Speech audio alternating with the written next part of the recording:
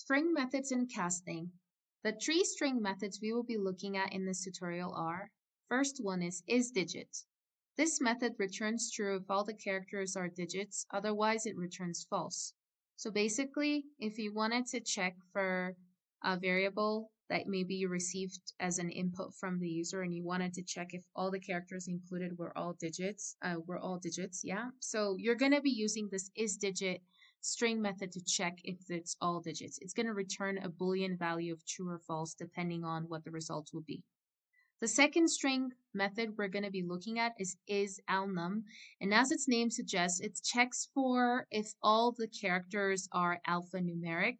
So for example, if you created a variable called password and you assigned an alphanumeric sort of value to the password, and then you use this method isAlnum to check if that variable is alphanumeric, it should be returning true, otherwise it will be returning false.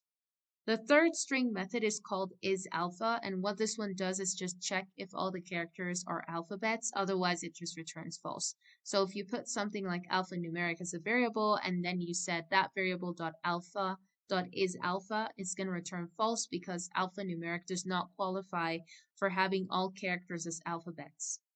Now that we're done with the string methods that we need to see for this tutorial, we're going to be looking at casting. And so what casting is that it's used to change from one data type to another. So it's like I want to change from a whole number to a decimal number, or vice versa.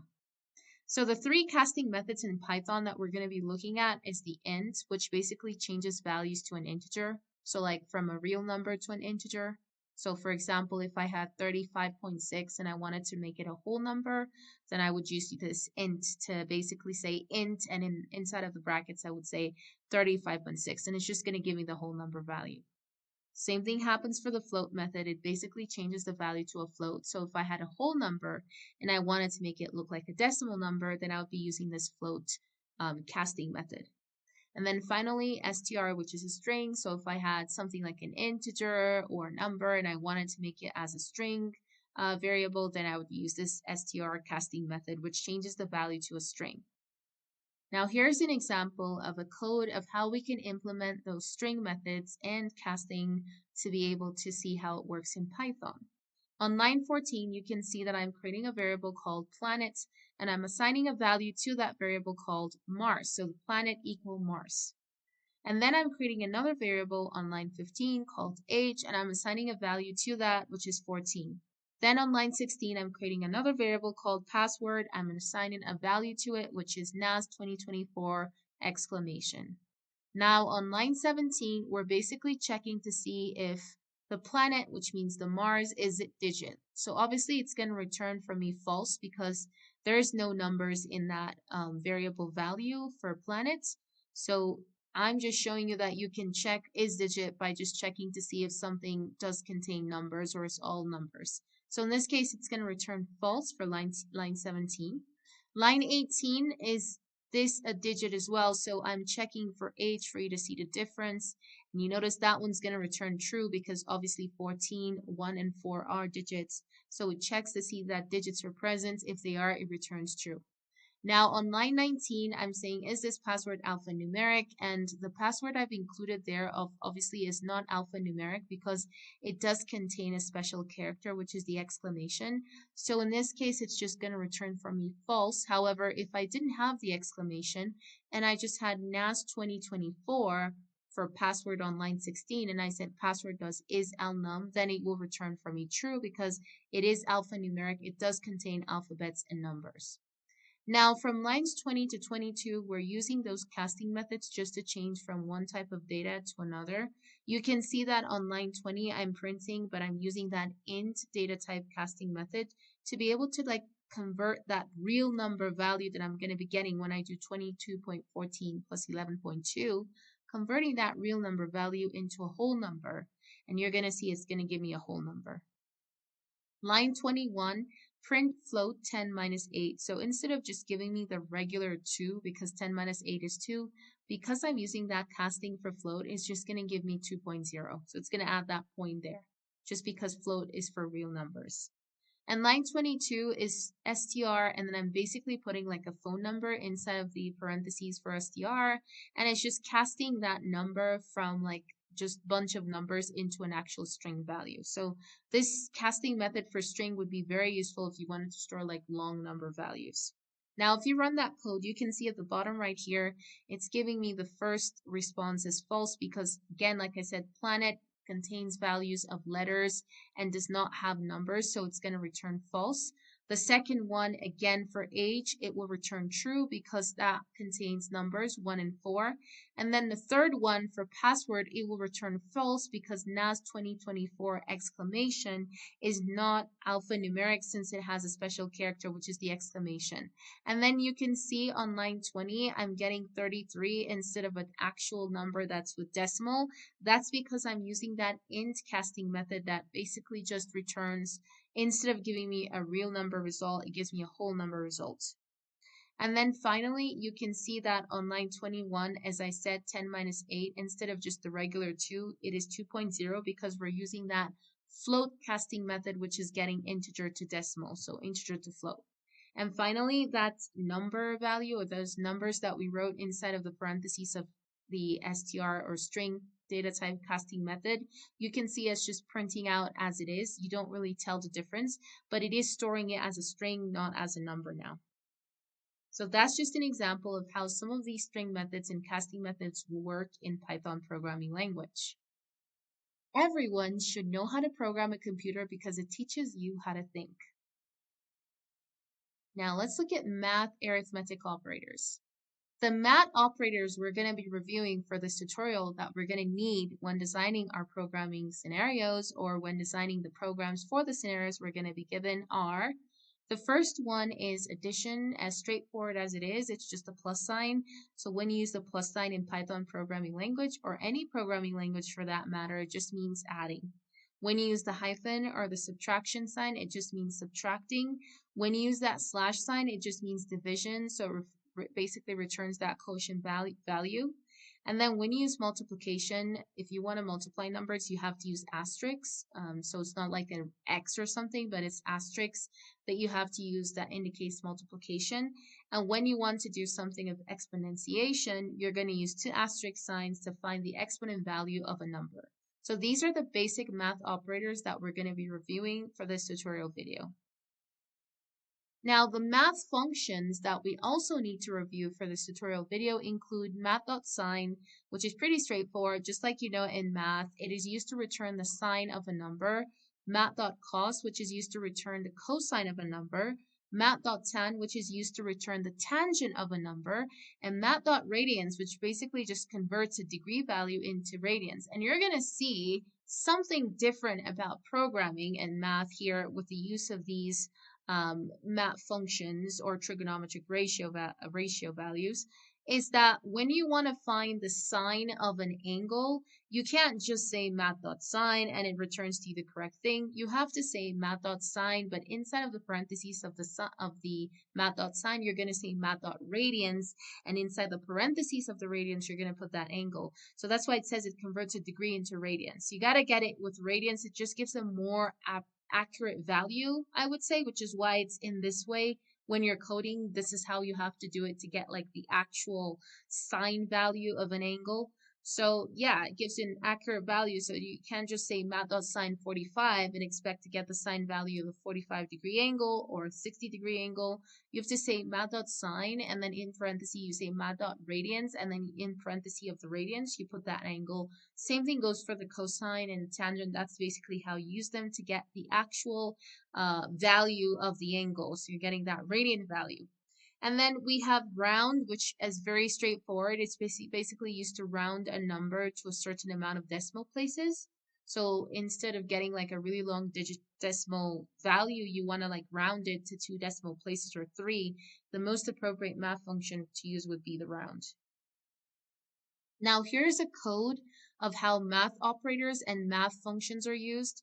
And in this code, you can see that the first thing I'm doing is I'm importing math. Again, that math library and module needs to be imported if you want to use this math functions. So that's like the math.sine, math.cosine, math.tangent, and so on. After that, I'm printing a welcome message and I'm saying, welcome, dear user. And then on lines 3 and 4, I'm creating two variables, which is num1 and num2 that have integer data type that are basically just receiving whole numbers from the user. On line 5, I just have an aesthetic display there of a little ASCII art with the symbols of asterisks. And then on line 6, I'm basically printing, making use of those math operators that we just saw right now. So I'm printing the sum of the two numbers. So I'm using the addition operator on line 6. On line 7, I'm using the subtraction operator because I'm printing the difference of the two numbers. On line 8, I'm printing the product of the two numbers. So I'm using the asterisk to multiply the two numbers. On line 9, I'm using the quotient of the two to try to get the quotient, of the two numbers. So I'm using that slash symbol to divide them. And then on line 10, I'm finding the exponential value of number 1. So you can see me saying num1 asterisk asterisk num2. So num2 is my exponent value and num1 is the one I'm trying to find that exponent value for. On line 11, we now go into the math function operation. So here we can see we're trying to get the sine value of an angle 60 degrees.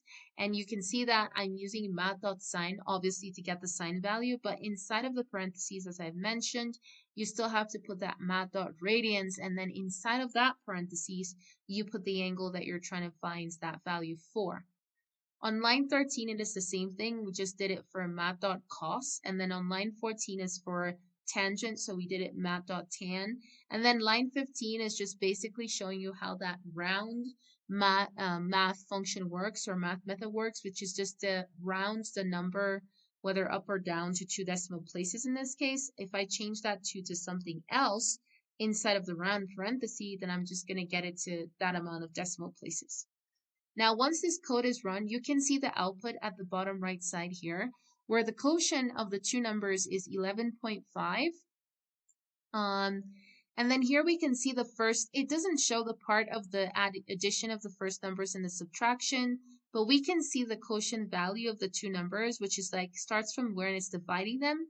Obviously, the numbers that would be entered, even though it's not shown here, whatever you enter as the two numbers is going to be added together.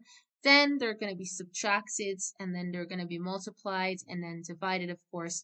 So here we can see that the first number, the first number exponent, the second number is 529, right? So whatever number was put there, when you did num1 dot exponent num2, it gives 529. Now we can see the sine value of angle 60, which is 0.866, like a really long decimal value. Again, in this situation, you can actually round this value to 2 or 3 decimal places using that round method. And then here we can see the cosine value of angle 60 again, which is pretty long. Then we see the tangent value. And then finally, you can see that we're rounding the math.pi, like the actual pi value we know, the really long pi value, we're rounding it to 2 decimal places on line 15. And you can see here, it's giving me the response as 3.14 because it's rounded to 2 decimal places. So yeah, that's pretty much how math operators and functions are working or work in Python programming language. And that's just some of them, not all of them that we've seen. Now we're going to be looking at console aesthetics. How can you make your console look interactive and fun for users to use? We're going to start with ASCII art. So ASCII art is just the form of art which you've seen in the previous slides before this one of how we can just display something to make it look nice on the console. You can use different type of fonts of ASCII art. I've also provided a website here that we're going to be using to convert text to ASCII art. So you can find a lot of resources on how to get your text into ASCII art. You just type a text and it gives you an ASCII art version, and you can choose the type of font of ASCII art you would like and just copy that once you're done and paste it in your program, and then just print each line and it's going to print for you the ASCII art. So it's just ASCII art is a computer text created art which uses symbols on your keyboard, and it just provides another sort of beauty for your console, making it look nice, fun, and interactive to use. Now we're going to look at the second console aesthetic feature, which is the ANSI escape color codes. And as the name already tells, this is just a code, an escape value or an escape code that the computer understands to represent a color from the 256 colors we have available. So if you want to use ANSI escape color codes to color your text on the console. Again, just to promote the aesthetic view of your console. Then you're going to have to go in this format here, as you can see, where it's telling you how you have to write it in terms of if you want to output text color or if you want to output background color. And I've also included a website which just gives you the opportunity to view the instructions properly and know how to be able to insert colors, which we're going to do in our programs that we're going to be designing and developing for the programming scenarios we're going to see. So this is another great aesthetic feature to add to the console to just make it lively, fun, interactive, while at the same time being colorful. One thing to take note of is that ANSI escape color codes are escape sequences. They control the font styling, the color, and other options available. And it's just the format to write an ANSI escape color code, as I've already said, to display any of those 256 colors, whether they're background colors or text colors, is just by using those two formats that are given on the screen. Or if you go to the website, when we're actually programming, you're going to see it for yourself. That if you put those two formats and any other color in the 256, it does show that particular color. Now, here's an example of how an ANSI escape color code is implemented. Like from what we've already seen about the ASCII art, we printed an ASCII art of a font called Banner. That's the name of the font that you can see. I'm using hashtags to print this ASCII art saying math. So, but the thing about this ASCII art is that we printed it in a color using an ANSI escape color code, and you can see the color is sort of like light greenish. So that's the output from printing this ASCII art in a color using ANSI escape color code. Now we're going to be looking at our first programming scenario called the trigonometric solver.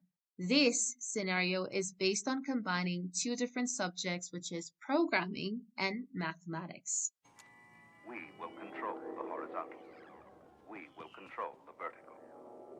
We can roll the image.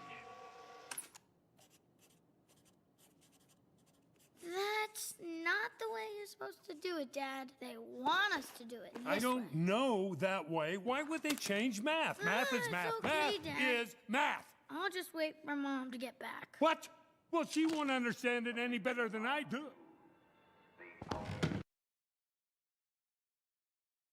Here's our program scenario for this trigonometric solver. Students often find difficulty in finding the missing sides of a triangle using trigonometric ratios. For this reason, you will need to develop a trigonometric ratio solver to find the missing sides of a triangle and a right angle triangle using sine, cosine, and tangent. The objective in designing and developing this program is to incorporate the necessary Python programming concepts you have learned so far to make the program functional. Here we can see an example of the different sides of a right angle triangle to get you familiar with what you need to put in your program. We can see the side that's the hypotenuse, we can see the adjacent side and the opposite side. We also have the trigonometric ratios that are used to find any of those three missing sides. We have SOHCAHTOA, which is the acronym that you can use for these trigonometric ratios. SOA meaning sine theta equals opposite divided by hypotenuse.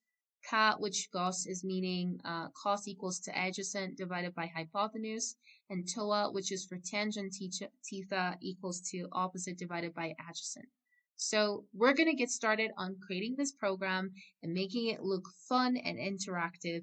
And as you've seen in the Incredibles animation, it's something that we want to look interactive and friendly for users to use. So what we're going to do now is we're going to go to MarsCode.com.